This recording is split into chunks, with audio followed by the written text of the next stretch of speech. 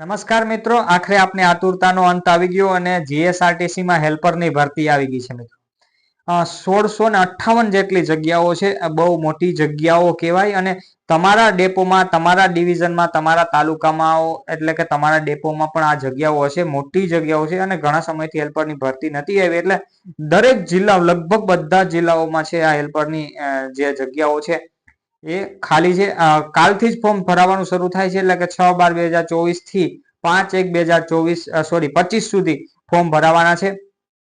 આજે આપણે હેલ્પર વિશે કોણ કોણ આમાં ફોર્મ ભરી શકે, શું સિલેબસ હોય છે, કેટલો પગાર હોય છે, એમની કામગીરી, તમામ વિશે આજે આપણે આ વિડીયોમાં ચર્ચા કરીશું. તો શરૂઆતથી અંત સુધી જોડાયેલા રહેજો. પહેલા તો જોઈ લઈએ આપણે શા માટે નોકરી જોઈન કરવાની હોય, તો કે ભાઈ પગાર માટે.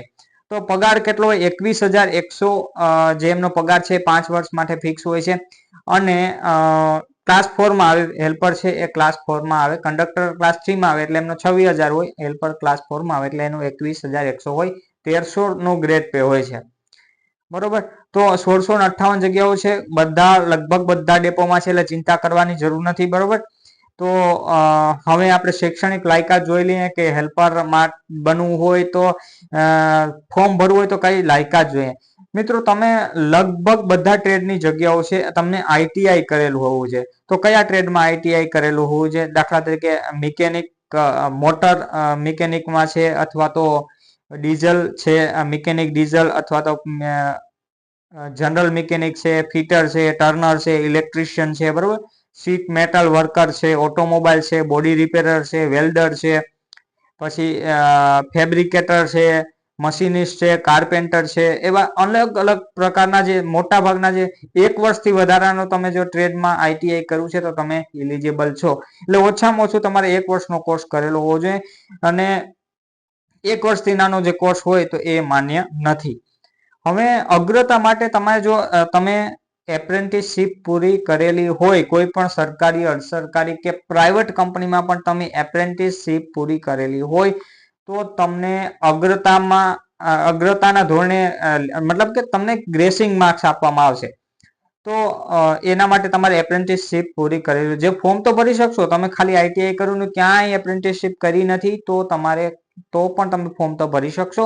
પરંતુ તમારે જો વધારાના માર્ક્સ જોતા હોય તો તમારે આ જે એપ્રેન્ટિસશીપ પૂરી કરેલી હોવી જોઈએ. બરોબર. તો કેટલા માર્ક્સ તમને? એ 15 માર્ક્સ મળશે, ગ્રેસિંગ મળશે એપ્રેન્ટિસશીપ પૂરું કરવાના. તો હવે આપણે જે પરીક્ષા પદ્ધતિને જોઈ લે તો કે શૈક્ષણિક લાયકાત છે એમનું વેઇટેજ 70% રહેશે. બરોબર. એ 70 ગુણ મળશે તમને શૈક્ષણિક લાયકાતના વેઇટેજમાં. બરોબર. એમાંથી જે 55 છે ને, એ 55 છે એ તમારે ફક્ત ને ફક્ત તમારું જે આઈટીઆઈ છે એમાં કેટલા ટકા છે એના ઉપર આધાર રાખશે. જ્યારે 15 માર્ક્સ છે તમારે એપ્રેન્ટિસશીપના છે. બરોબર. અને બીજું 30 ગુણ છે એ 100 માર્ક્સની એક પરીક્ષા લેવામાં છે. એમાંથી તમને એ 30 માર્ક્સમાં આવવામાં આવશે. એટલે કે પહેલા જે કંડક્ટરમાં થતું એ વસ્તુ આમાં થવાની છે એ રીતના.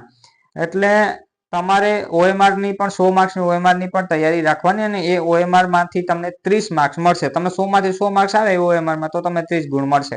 એટલે મોટા ભાગનું વેઇટેજ છે એ તમારી શૈક્ષણિક લાયકાત ઉપર છે. બરોબર.